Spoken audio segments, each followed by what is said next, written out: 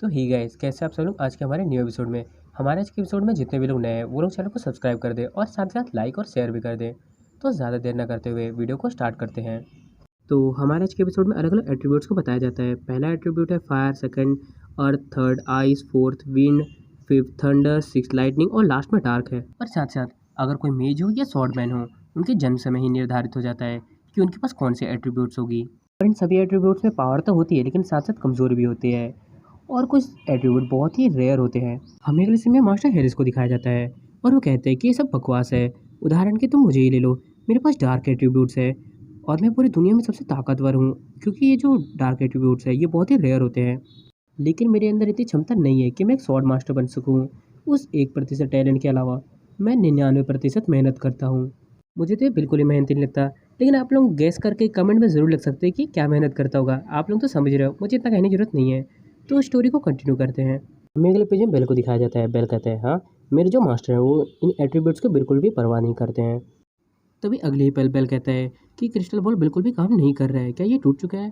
तभी master Harris कहते हैं, ऐसा नहीं हो सकता, इसके अंदर तो बिल्कुल भी एक्टिविटी नहीं हो रही है। ऐसा नहीं हो सकता है, ये सबसे अच्छा क्रिस्टल है, उसके बावजूद भी ये ठीक से काम क्यों नहीं कर रहा? और तभी मास्टर हैरिस कहते हैं कि तुम मुझे बेवकूफ़ बनाने की कोशिश तो नहीं करो, क्योंकि जब मैं इसे टच करता हूँ तब ये ठीक से काम कर रहा है और तुम देख ही सकते हो कि ये ब्लैक कलर है, क्योंकि जो मेरा एट्रीब्यूट है वो ब्लैक कलर का है, यानी कि डार्क। और तुम देख ही सकते हो ये ठीक से काम कर रहा है।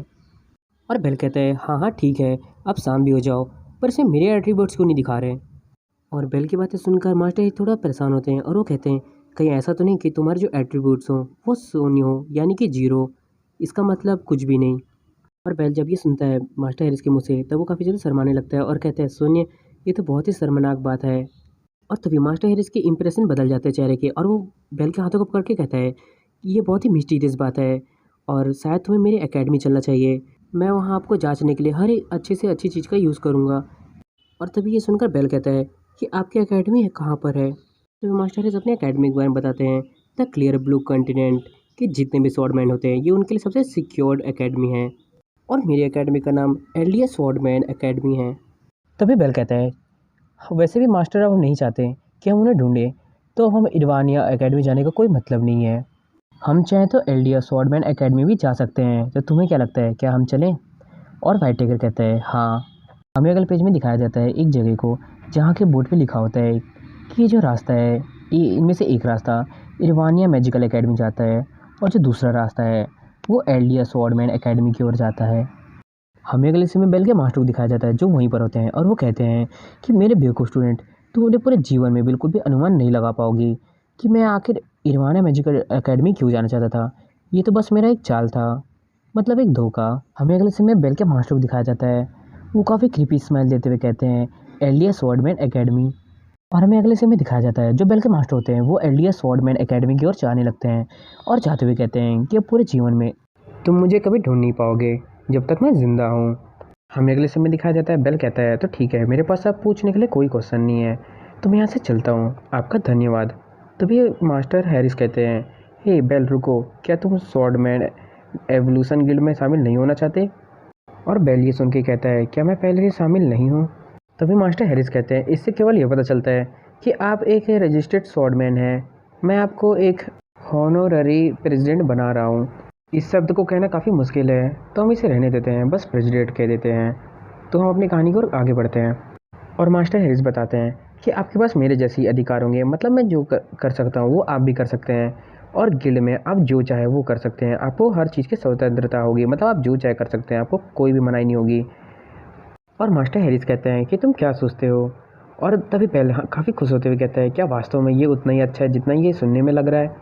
तभी बेल का चेहरा बदल जाता है और वो कहता है, लेकिन अगर आप मुझे ये सभी चीज़ें दे रहे हैं तो आपको भी कुछ रिटर्न में चाहिए होगा, है ना? ये सुनकर मास्टर हैरिस कहते हैं, मैं बस एक ही चीज़ चाहता हूँ, अगर कभी भविष्य में हमारे गिल्ड के ऊपर कोई खतरा आ जाए तो तुम हमारी मदद करो। ये सब सुनकर बेल बिल्कुल ही शांत खड़ा होता है और ये सब देखकर मास्टर हैरिस काफ़ी डर जाते हैं और वो कहते हैं, बेशक अगर आप मदद करने को तैयार नहीं है तो आप मत कीजिए, मैं आपको मजबूर नहीं कर रहा हूँ, कृपया परेशान ना हो। हमें अगले समय बेल को दिखाया जाता है। बेल कहता है, अगर ये इतना ही आसान है तो मैं आपकी मदद जरूर करूँगा। और वाइट टाइगर तो ये सब सुनकर काफ़ी हैरान हो जाता है। हमें अगले समय मास्टर हैरिस को दिखाया जाता है जो खुशी के आंसू रो रहे होते हैं और वो मन में कहते हैं, वैसे मास्टर हैरिस कुछ लोगों का नाम ले रहे होते हैं जो हमें पिछले एपिसोड में दिखाए गए हैं, और वो कहते हैं कि वो सभी उनकी तारीफ करते हैं, पर अब वो मैं बनने जा रहा हूँ। और हमें अगले सीन में बेल की मूर्ति को दिखाया जाता है, और उस मूर्ति के नीचे आप मास्टर हैरिस को देख सकते हैं जो निकेट वहाँ से दौड़ रहे होते हैं, और मुझे नहीं पता कि वो क्या सोचना चाहते हैं। हमें अगले सीन में बेल को दिखाया जाता है। बेल कहता है अगर और कुछ नहीं करने को तो मैं अपने रास्ते में चलता हूँ। तभी मास्टर हैरिस कहते हैं क्या आप इस बारे में और मुझसे बात नहीं करना चाहते? मेरे साथ आप क्या एल्डिया स्वॉर्डमैन एकेडमी नहीं जाएंगे? तभी बेल कहता है मुझे कोई जल्दी नहीं है, सबसे पहले मैं एक मिसल ट्रेनिंग ग्रुप में मेरा एक दोस्त है जिससे मैं मिलना चाहता हूँ। तभी ये बात सुनकर मास्टर हैरिस बहुत हैरान हो जाते हैं और वो कहते हैं क्या तुम पुराने लोगों से मिल चुके हो? और ये बात सुनकर बेल काफ़ी कंफ्यूज हो जाता है और वो कहता है पुराना लुओ, ये कौन है? और ये सुनकर मास्टर हैरिस मन में सोचता है वे अभी तक एक दूसरे से नहीं मिले हैं, मुझे इस चीज़ का फ़ायदा उठाना चाहिए वरना वो अकेला ही सब कुछ ले लेगा। तभी मास्टर हैरिस कुछ करने लगते हैं और वो कहते हैं अगर तुम मिसल ट्रेनिंग ग्रुप से मिलने जा रहे हो तो मैं तुम्हें एक सलाह देना चाहता हूँ, क्या तुम सुनना चाहते हो? और बेल ये सुनकर समझ नहीं पाता कि वो करूँ क्या। तभी मास्टर हैरिस किसी का ड्राइंग बना के दिखाते हैं कि तुम इससे दूर ही रहना, और ये कोई और नहीं एरी के दादाजी हैं। और ये देखकर बेल कहता है वो तो बिल्कुल भी अच्छे आदमी की तरह नहीं दिखते हैं। और मास्टर हैरिस लोई के फ़ोटो को दिखाते हुए कहते हैं कि बहुत ही बेशर्म है, शांति है और ये बहुत ही गंदा बूढ़ा आदमी है, तो तुम इसे बिल्कुल ही दूर रहना और इनकी बातों पे ध्यान मत देना। हमें अगले पेज में दिखाया जाता है बेल वहाँ से जलने लगता है और जो मास्टर हैरिस है वो उसे अलविदा कहते हैं। अलविदा है तैसी, फिर से ये नाम भूल गया है कि उसका नाम क्या है। और बेल कहता है मुझे भूख लग रही है, चलो कुछ खाने के लिए चलते हैं। और बेल कहता है कि मुझे नहीं पता कि इस शहर में क्या अच्छा होगा। हमें अगले पेज में दिखाया जाता है बेल कहता है जैसे ही हम यहाँ पहुँचे मुझे एक जगह दिखाई दी है तो हम वहीं जा सकते हैं। बेल उस जगह से गुजरते हुए सोचता है कि इस शहर में इतने सारे स्वॉर्डमैन और मैजिशियंस क्यों हैं। तभी हमें अगले पेज में एरी के दादाजी को दिखाया जाता है और वो कहते हैं मैं बहुत लंबे समय से तुम्हारा इंतज़ार कर रहा हूँ। एरी के दादाजी को देखकर बेल को फ़ोटो वाली बात याद आ जाती है और वो सोचता है कि अब मैं क्या करूँ। तभी वो दूसरी तरफ मुड़ जाता है और कहता है कि शायद दुकान का रास्ता इस तरफ होगा। तभी एरी के दादाजी कहते हैं कि रुको, मेरा नाम रोड्रिगेज मिसल है। और वो कहते हैं कि मैं मिसल ट्रेनिंग ग्रुप का प्रेसिडेंट हूँ, मैं आपको कोई भी नुकसान नहीं पहुँचाऊँगा। ये सुनने के बाद बेल पीछे पलट के बोलता है अगर आप मिसल ट्रेनिंग ग्रुप के प्रेसिडेंट हो तो आप पक्का एरी के दादाजी होंगे। और एरी के दादाजी कहते हैं हाँ तुमने बिल्कुल सच कहा। तभी वो दोनों काफ़ी अजीब सा चेहरा बना लेते हैं और व्हाइट टाइगर कहता है रुको, मिसल ट्रेनिंग ग्रुप के प्रेसिडेंट अकेले यहाँ पर क्या कर रहे हैं? और बेल कहता है क्या तुम साबित कर सकते हो जो तुम अपने आप को बता रहे हो, क्या तुम वही हो? ये बात सुनकर लोई को काफ़ी पसीना आ जाता है और वो कहते हैं जब मैंने ये बात सुनी थी तब मैं यहाँ पर दौड़ते हुए आ गया था, जिसके कारण मैंने कोई भी आइडेंटिटी नहीं लाई।